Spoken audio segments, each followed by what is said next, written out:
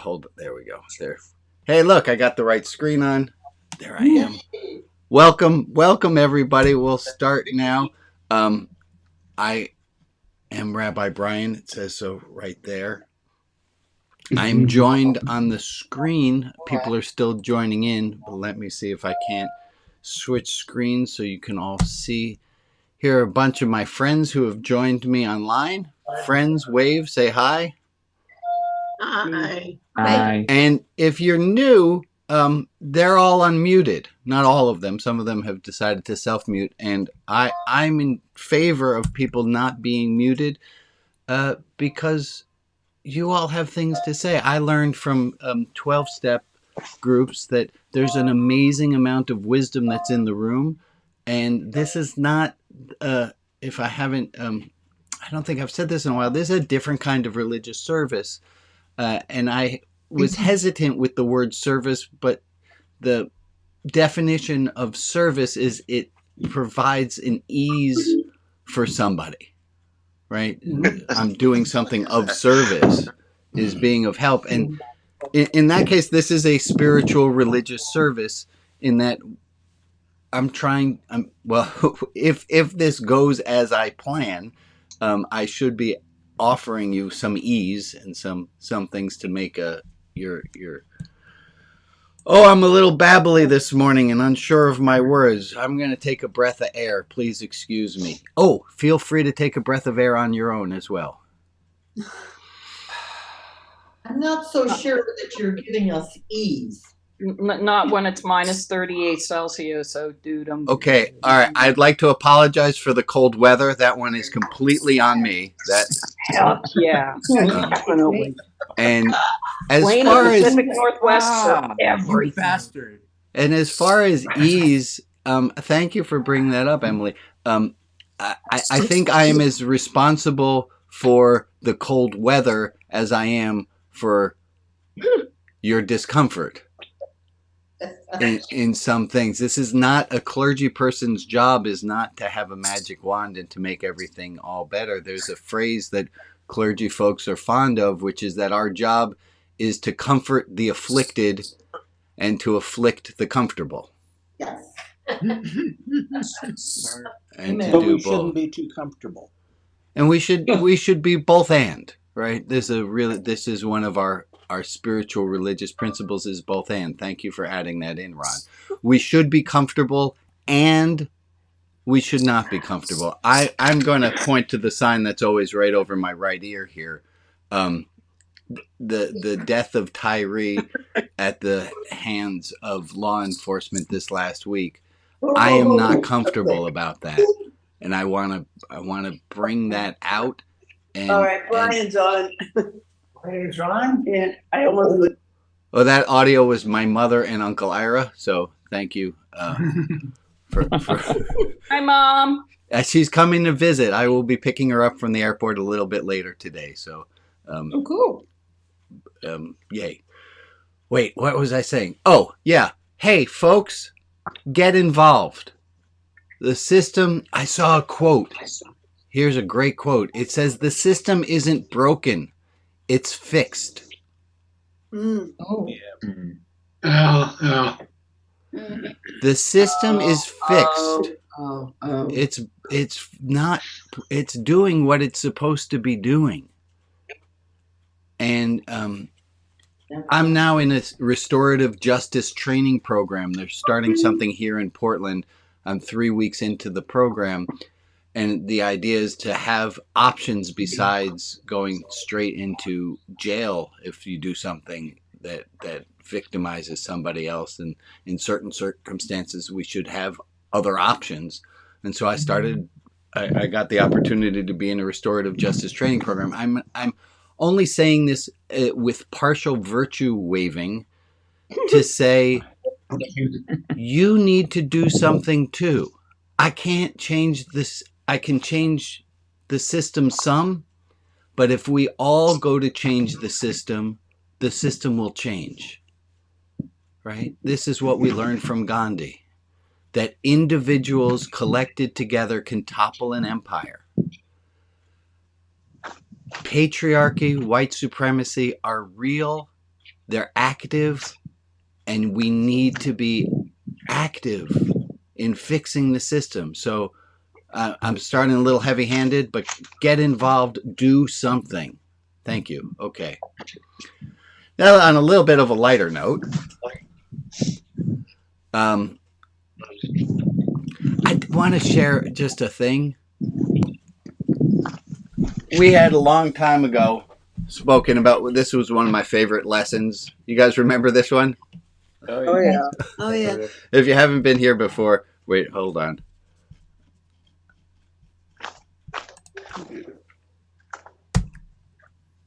Oh, Alex! Oh, infinite regress. Did you spotlight me? There we are. So this is one of my favorite. Who has a memory of this one? Show your hand. Let me see you for a second. So if you haven't been with us for a while or you don't remember this one goes like this. And I encourage everyone to carry a tissue or a handkerchief with them to remind them of this. Is that it goes like this. If I take my tissue and I go,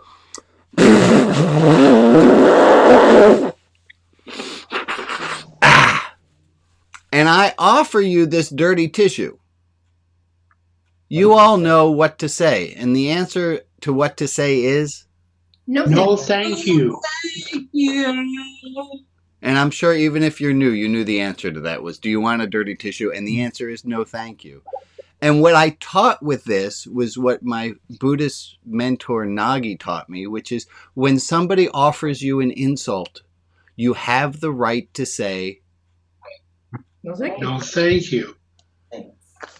and I want to make an amendment on that. Yes, that's true.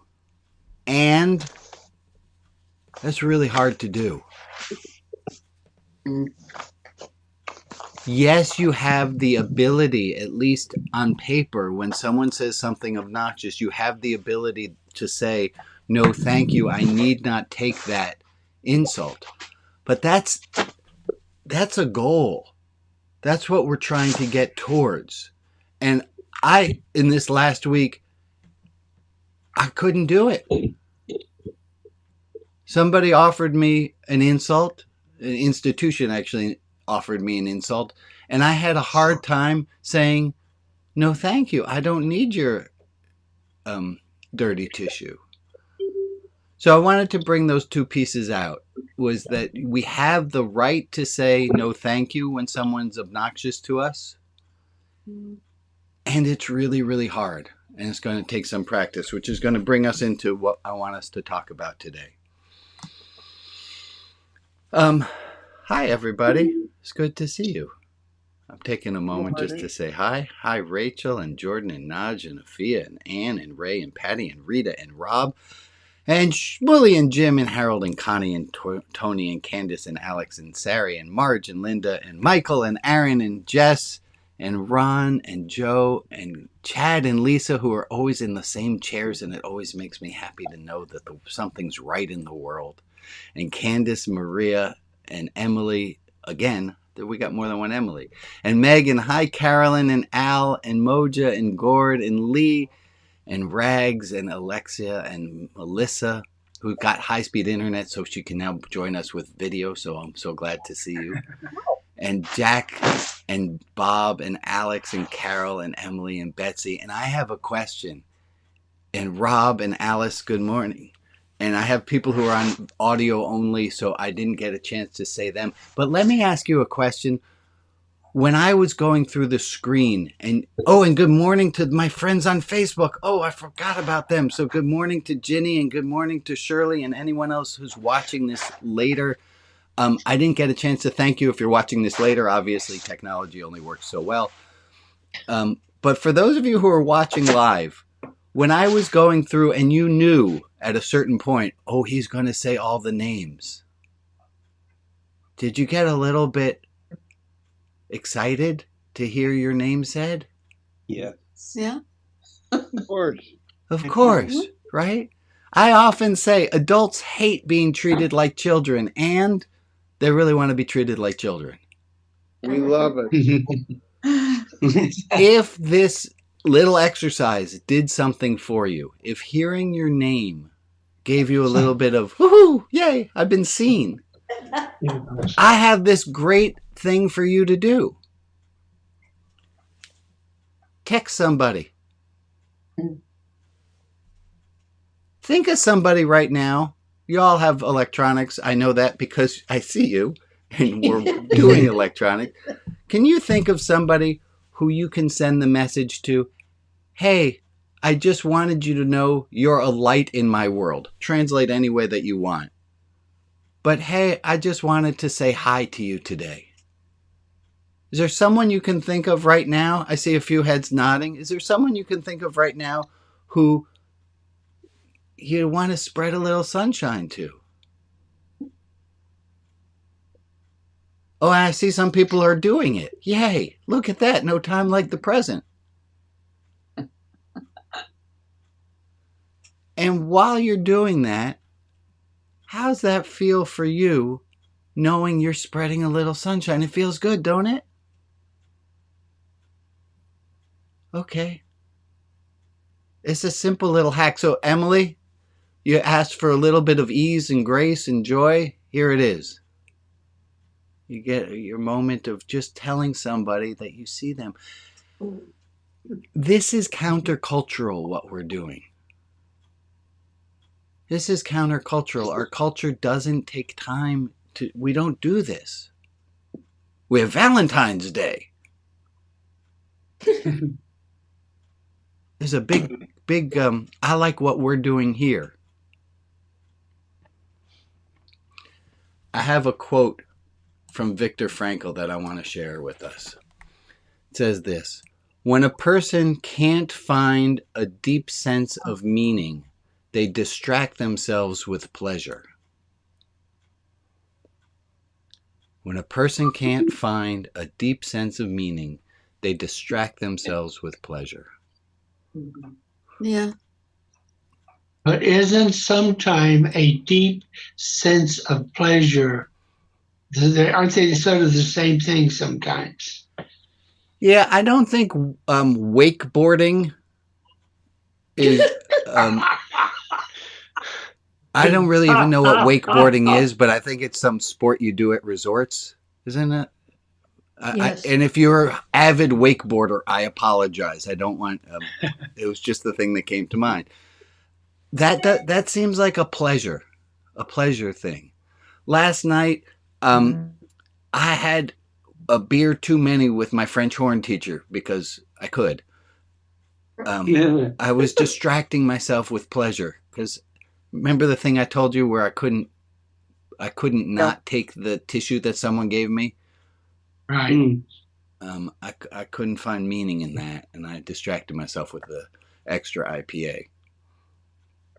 There's a difference between pleasure and joy.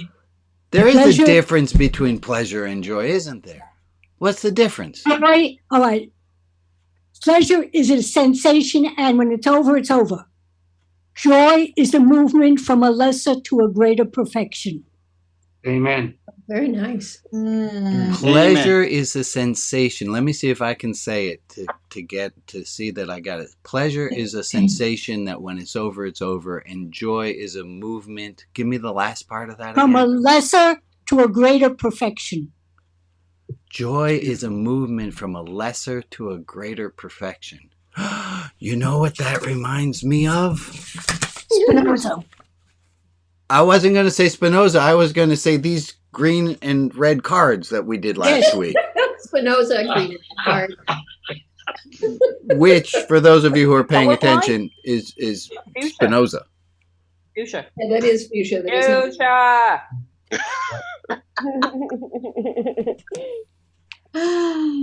I just need to say that seeing Carol speak and share her wisdom is joy. And I thought it was just pleasure because 25 years ago, I had the opportunity to sit at Carol's feet and learn from her. And I thought it was over. And literally just last night, I was thinking about something that she said that changed my life. And now what a joy to see her and learn from her again. So pleasure can become joy. And moments that we think are over can open up to new moments of joy if we stay open to the possibility. Wait, Naj, say that last part again. If we stay open to the possibility, what can happen? If we stay open to the possibility that things that we think are only a one-time phenomenon can repeat themselves, and it can become, so we can move from joy to from pleasure. pleasure to joy. From pleasure to That joy. transition from pleasure, which is momentary, to joy requires our opening our hearts and staying open to possibility. It requires hope. Yes. Could we I also appreciate call that. that growth? Growth. Is that what you're saying, Ray? Yes. That- We also call that vulnerability. growth of a sort. That And it's vulnerability to stay open, right? Like, oh my God, am I ever going to see this person again? Like, Yeah. this is like that. This is your life. Old show. Carol, do you remember Naj from years ago? Not That's to an put you on unfair the question. spot, but yes, okay, good. I was hoping for that because that was dicey.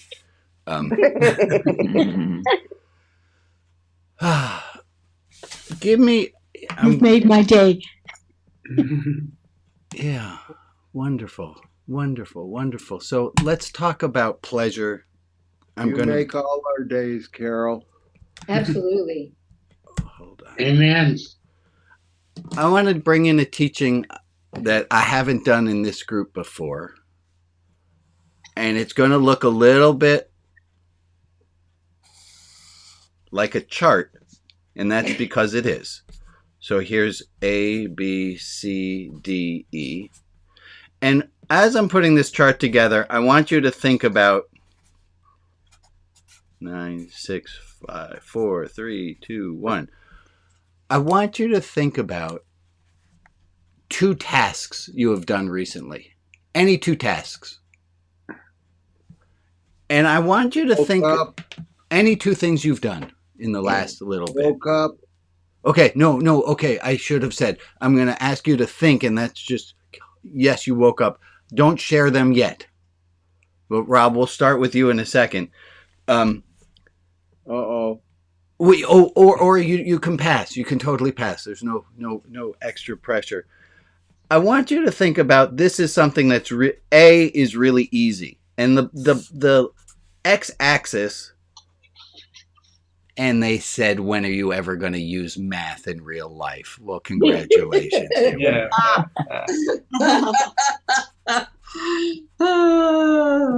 So here's on the scale of easy to impossible, and here is stress, more stress. Here's anxiety. There's impossible. And this is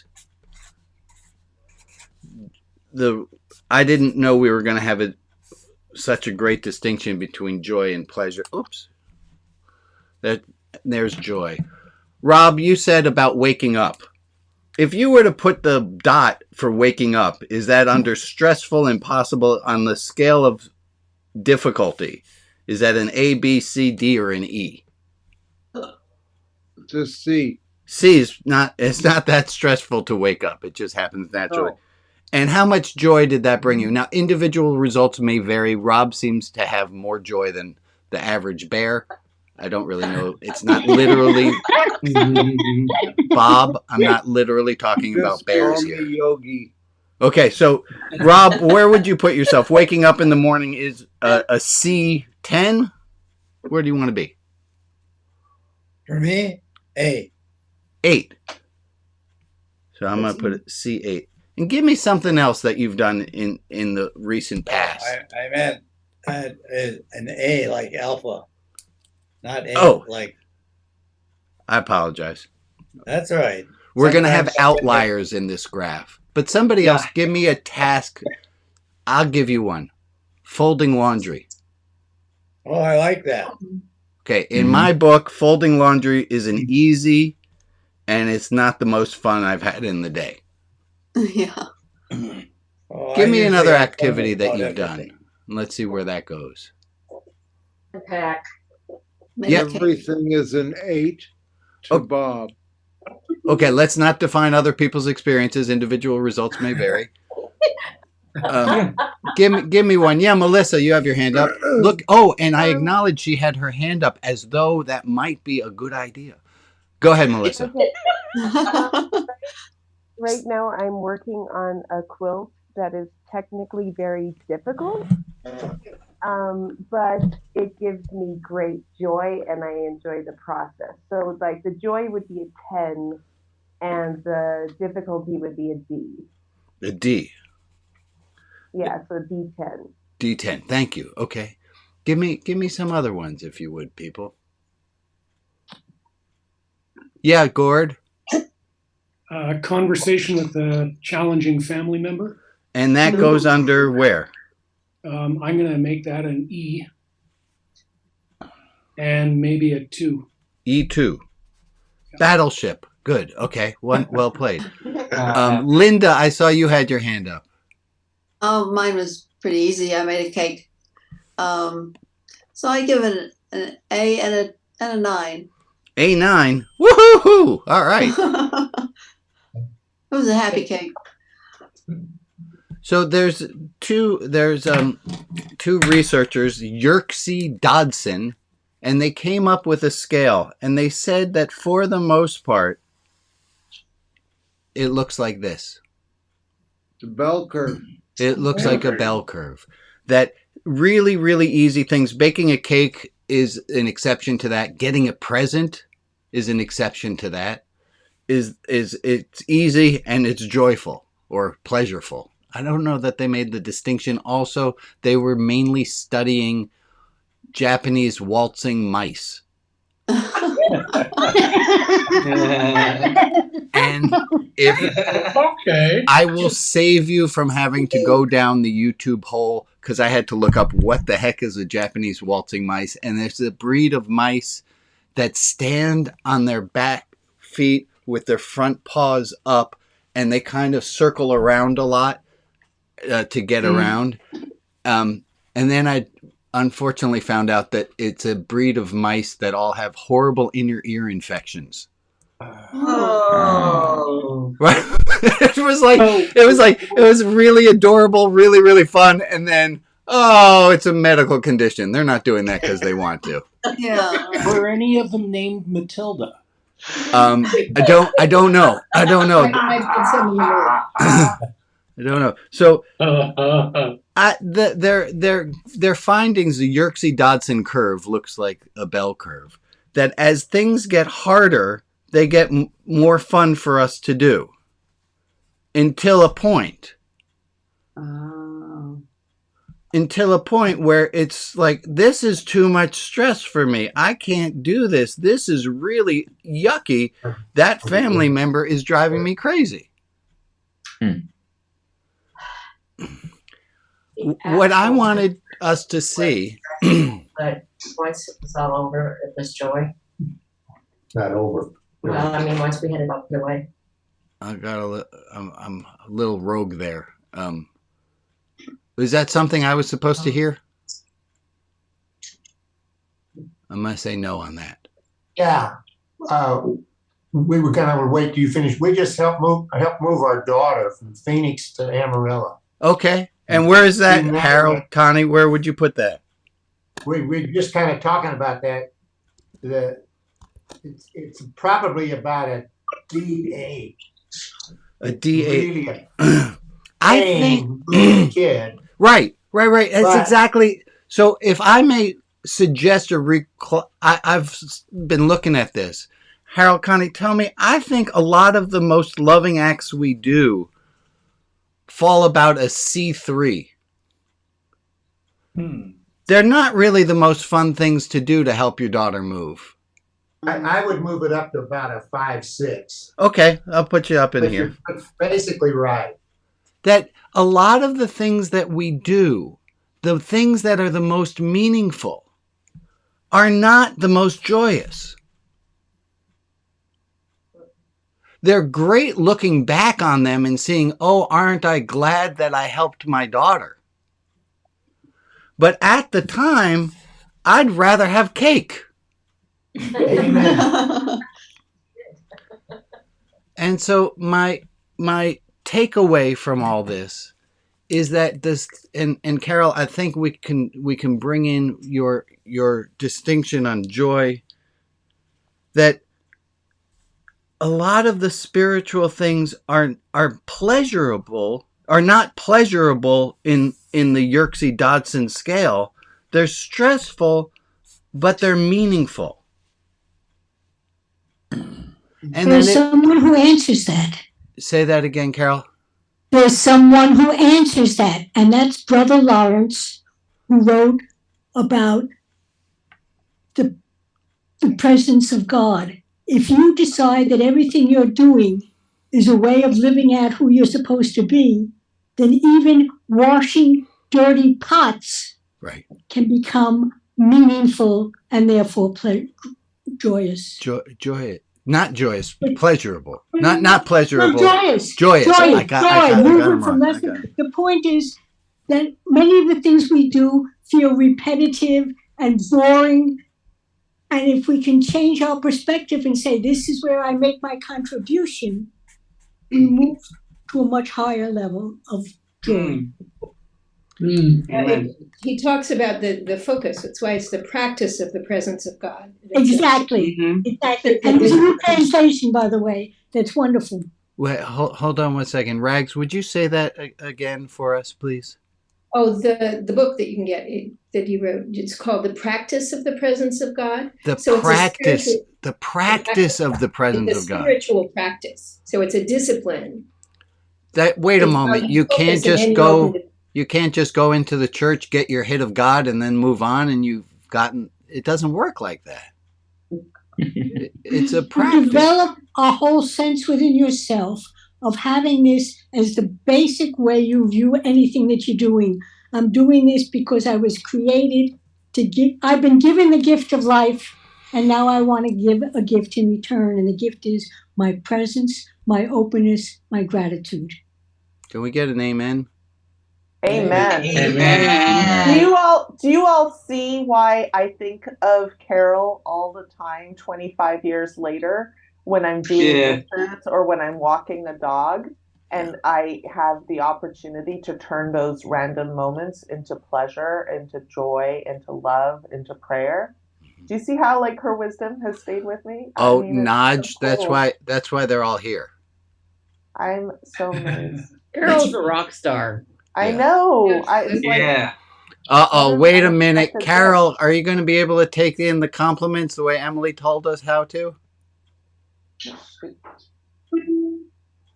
Take it. There you go. There you go. Swallow. It's hard. It's really hard. And it doesn't even give you calories. Right, it doesn't give you calories. So not everyone was here for that. So let me explain backwards. Or Emily, are you unmuted enough to tell us your theory on compliments? Do we have Emily? Did we lose her? I think we lost Emily. Okay. Oh, she's just rejoining the room. Oh, the fun. So before we get back to Emily, let me restate that idea of that these things, these spiritual things that we're trying to do, the spiritual things that we're called to do are not always fun. Mm-hmm. Spiritual exercise it's like regular exercise. You got to work it. You got to work out. Emily, can you hear us again, hon? I can hear you. I'm having problems with my computer, so I'm sorry. I'm no worries. Messing around here. Emily, can you remind us your theory about compliments? What did I say? You told us you told a whole bunch of people how to take a compliment. Oh, of course. All you have to do is swallow. Just swallow. Amen. When you get a compliment, just swallow. And that's also a spiritual practice. It is hard for us to do. We often want to say, no, it wasn't anything. Oh, it's okay. I don't. And it's hard to take in a compliment. And I would say if it's even hard for Carol to take in a compliment, is hard for all of us to take in a compliment. So thank you. Rachel, you have had your hand up and you've been patiently waiting. I appreciate that. Go ahead. No What do you worries. got? I love that chart, and it's interesting, the sense of some of the tasks that are spiritually meaningful might nudge you further even off the chart than you would even think you can go. And then you're living in FGHIJK. Oh, the really difficult things that might have felt like they were pushing you to CDE before. Yeah. Actually, are you'd give anything to do them.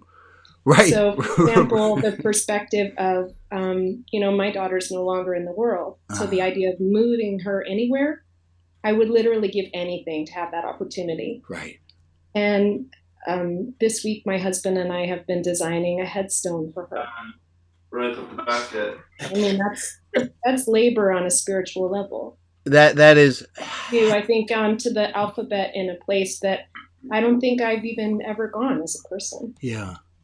Yeah. So it's interesting because then when you are living so far down the alphabet, then simple tasks that are doable, problems that are fixable,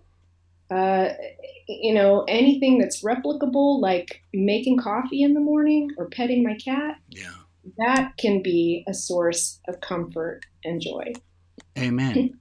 This is all a lot of. Thank you, Rachel, and yeah. This is individual results may vary for some people waking 100%. For it some depends people on what life throws you. Yeah. It really does what you're having to show up for. Yeah. Thank you. So thank you. Yeah. Other thoughts on this, or we're good?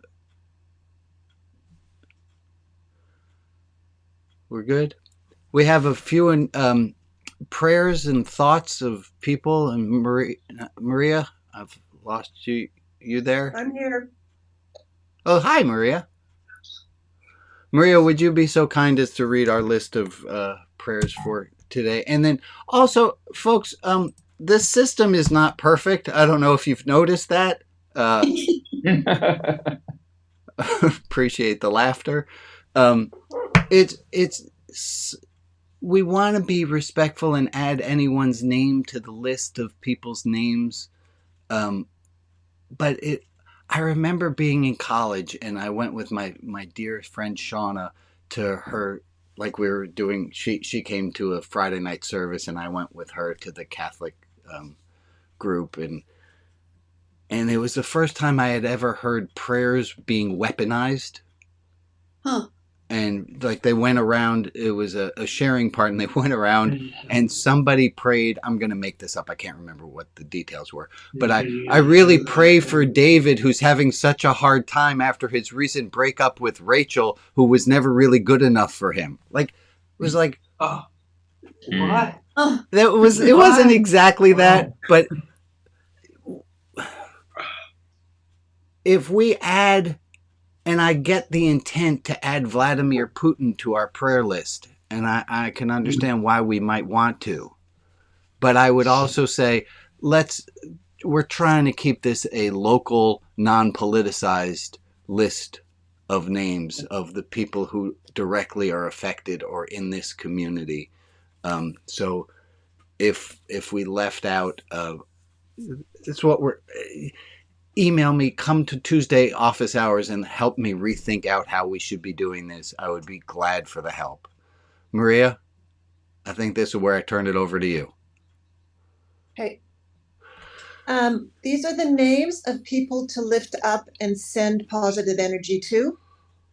Irene, Linda, Francis, Alicia's friend and his companions, Carol Good Hansen, Ken and Joe, Doug, Phil, David, Pat, Abbas, April, Jill, Iggy, Steve, Daryl and Kelly, Sergey, Paula and Dennis H., the Dixon family, Greg, Anton, Dawn, and Linda, the Cook family, Sabrina, Lois, Cindy, Peter, Paris, Robert, Emma, Jane in spirit, Ben, Hugh, and Jewel, Kat, Andrew, Robert, Rita S., Greta, Jim B., Elizabeth and family and friends, Kat and Paul,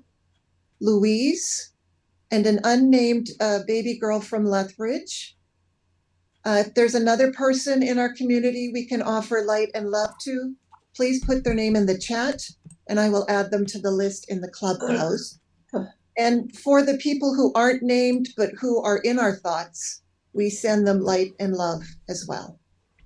So let's sit for a minute of silence starting here until 37.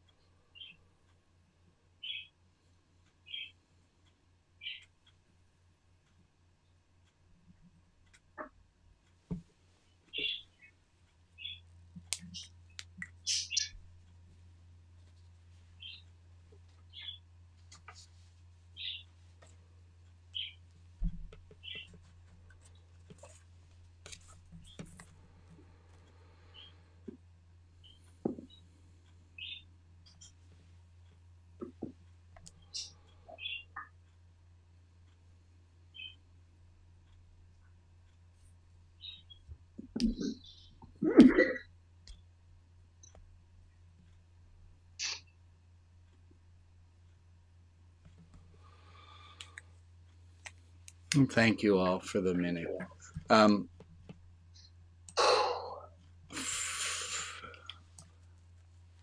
was why I brought this at the very beginning. Chicken game. Don't look at this chicken. Game over. It's not a fun game. I don't know what the letter is before A,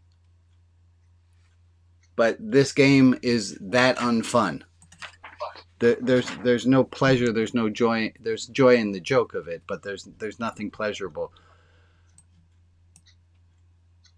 I had wanted to bring that. I wish I had brought that in earlier. Okay, feeling an odd moment. That's all right.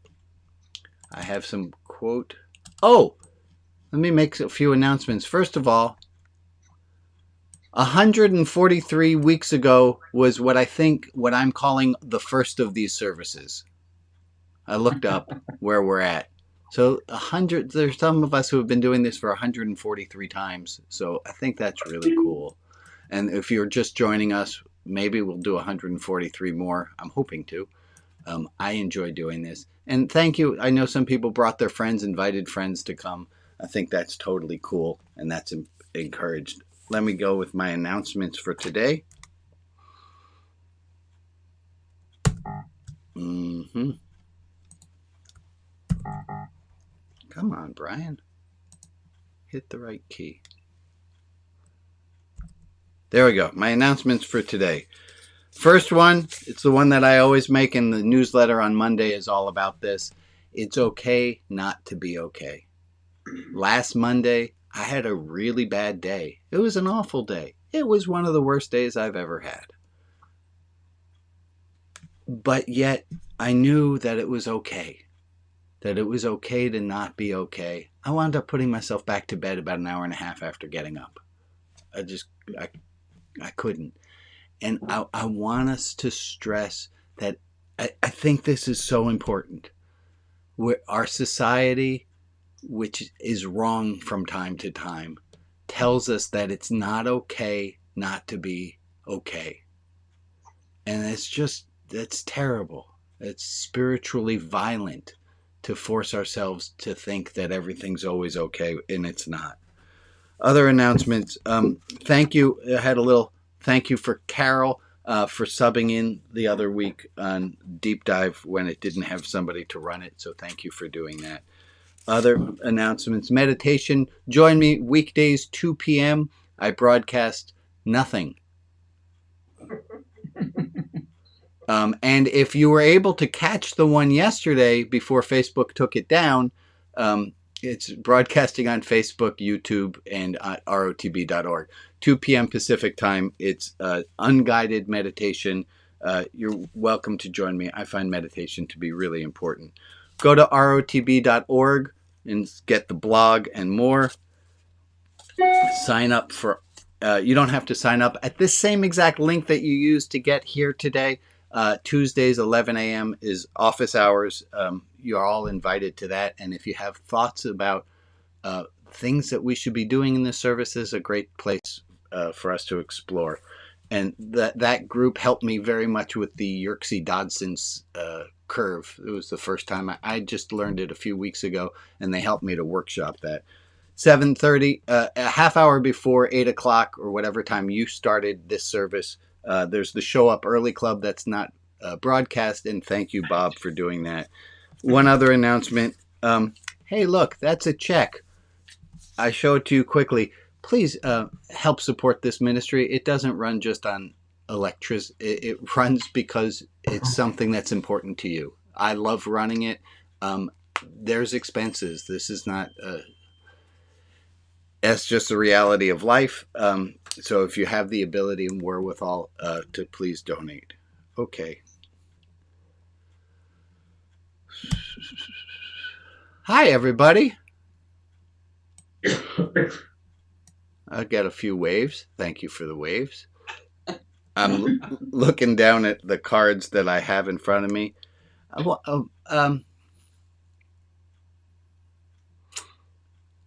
See, if I offer a choice between two things that we do right now, I'm setting myself up.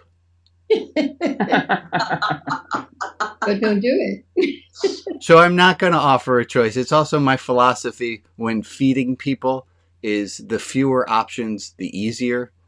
Like don't, and also in just keep it simple. So I was going to say we can do this or we can do that, and then you have an opinion, and I might not do the one that you wished we had done. So we're gonna look back for a hold on. Let me just gauge time. I might actually take a minute and figure out where I'm going next. Idea. Yeah.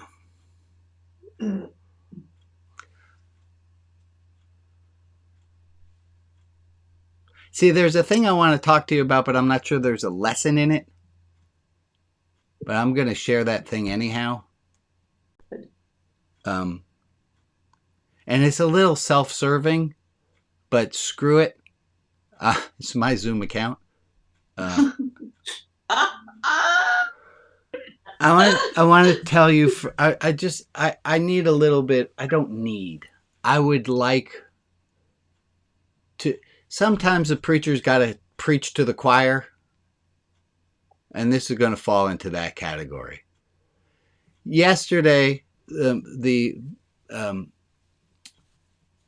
seminary from which I got my ordination, that the giant framed thing sitting right back there, that says that I am officially a rabbi. Ta-da. Yesterday they sent out an email saying, hey, you're coming up on your 25th year of the anniversary of when we gave you that giant certificate. And we would like to offer you an honorary PhD. Please pardon this email as it's a placeholder. We will get you all the details of it by February 10th, but know that the date is set for May the 4th in New York to receive your honorary PhD. And I had felt conflicted about an honorary PhD because it just seemed a little bit weird. Like, why would I would rather be evaluated based on what I'm doing rather than just the fact that I've lived for 25 years. So that was my... What are you doing? Hold on. There we go. You find your courage to go out with Mocha? I saw a cartoon of a guy with a. There was a. Oh, that's going a little far afield. Anyway, let me stick back to where I was. So I was feeling a little bit conflicted about the honorary PhD, but you know what? Somebody's going to offer you an honorary PhD. Don't be a schmuck. Take it. But on the other hand, who will you disappoint if you say no? Yeah. Well, it's that opposite of that Groucho Marx. I don't want to be a member of any club that would have me as a member. Was kind of like when I went around and I said everyone's names. Like I want to be. Well, here's the thing. So that email went out yesterday. The email went out yesterday announcing this, and the thing that you didn't know while I was telling you that was I did not receive that email.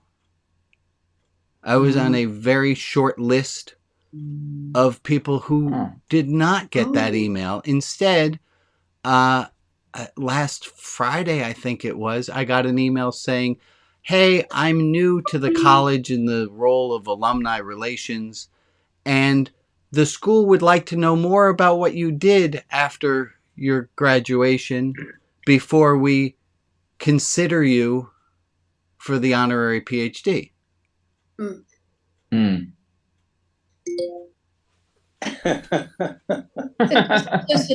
an honorary PhD is honoris causa. It's Yes. for a reason. And it means that your life, what you've done in your life,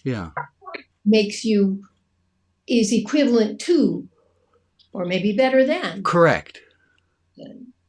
So they're telling me we have to investigate what you're doing. It is, yeah. Felt like them saying, here. Yeah. Definitely. And I get it. I get it. I get that before it happened, I was questioning whether or not I wanted it anyway. But then when it was withheld, I don't know how the verdict's going to come from my interview with this man. I can't imagine that they wouldn't give to me the honorary PhD, but you'll find out if they don't. I think it would be absurd. But one of the questions that was asked in my interview with this man was, well, how many people who come to your services are Jewish? And I said, I don't know. And frankly, I don't care, nor do I think that my colleagues who are at traditional houses of worship have signs up that say Jews only. I hope not. So if you rock the boat, you're in trouble. Yeah. And Carol, you had said this, I think, last week or 2 weeks ago, that you said, Brian, what you're doing is dangerous. And I thought, oh, that's sweet.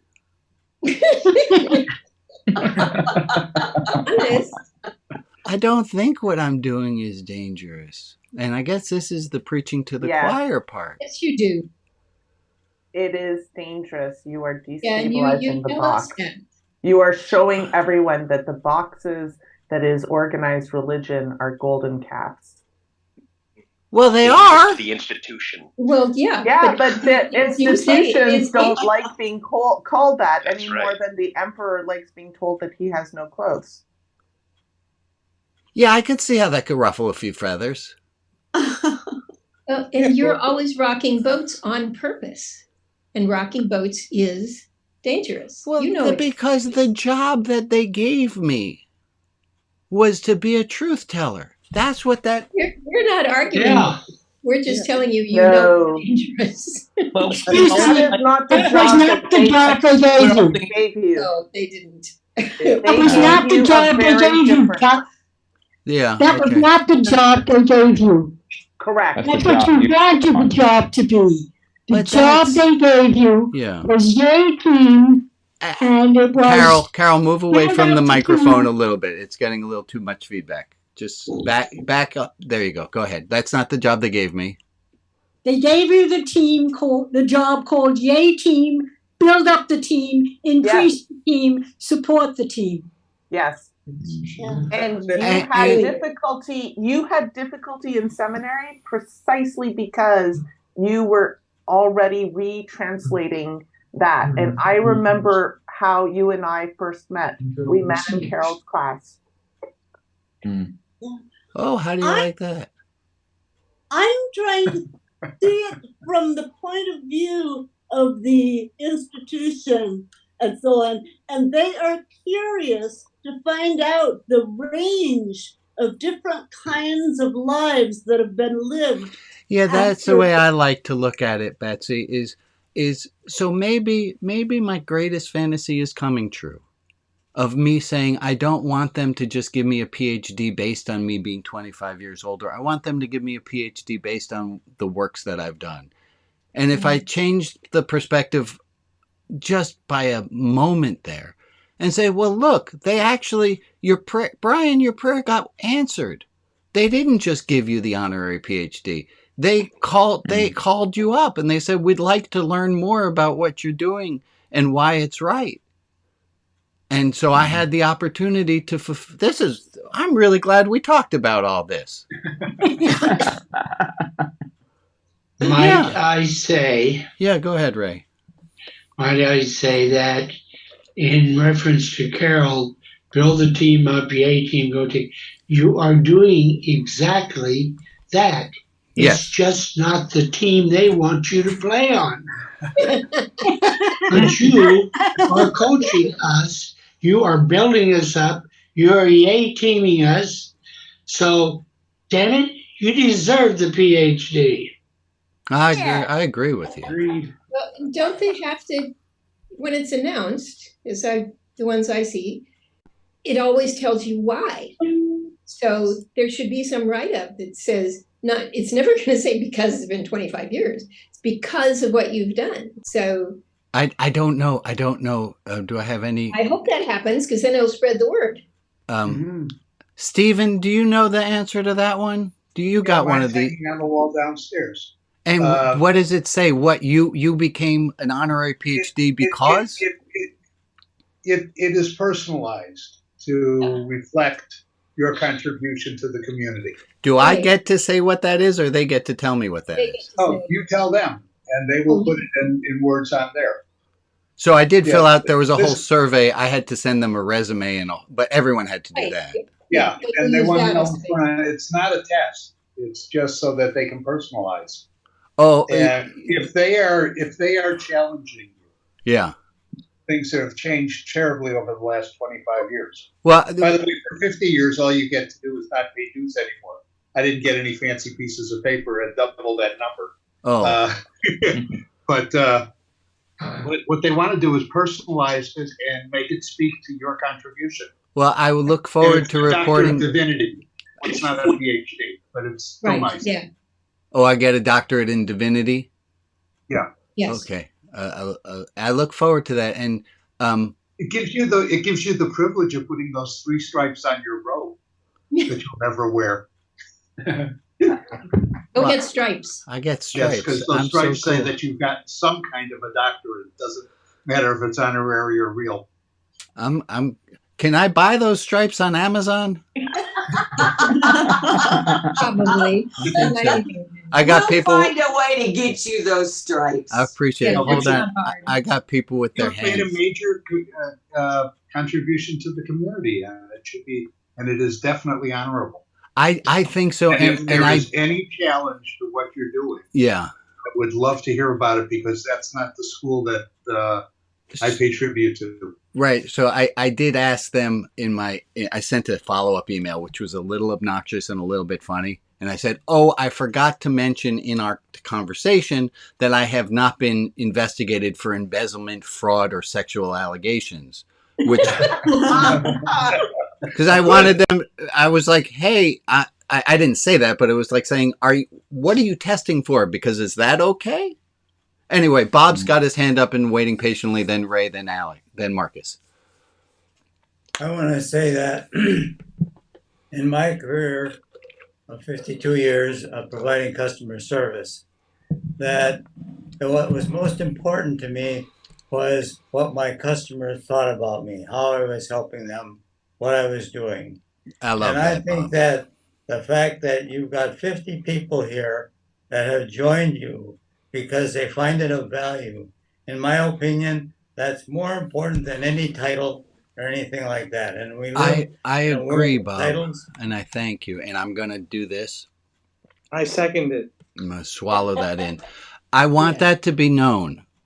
All this that I know, and still I got insulted when they handed me a dirty tissue.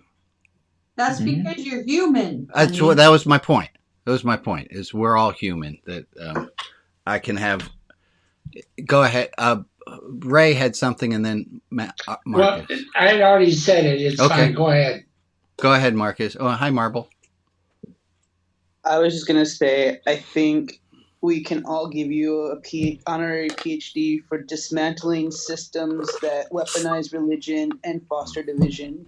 That is what you're doing here, and screw what some person thinks.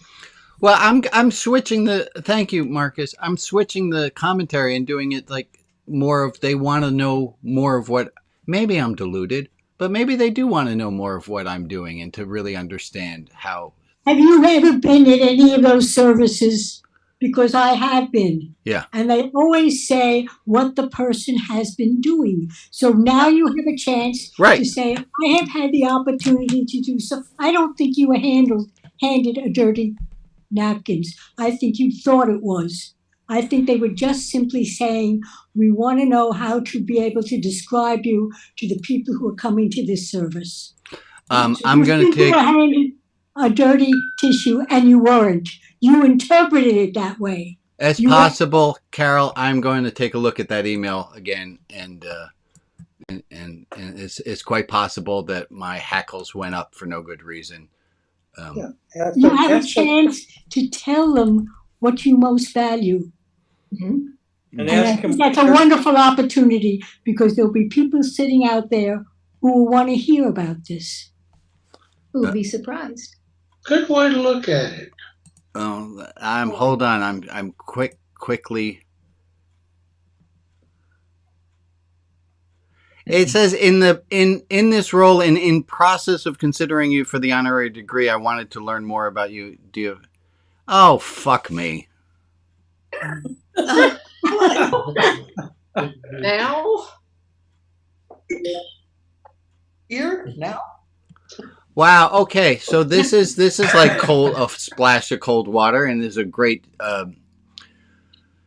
I might have read into that, folks.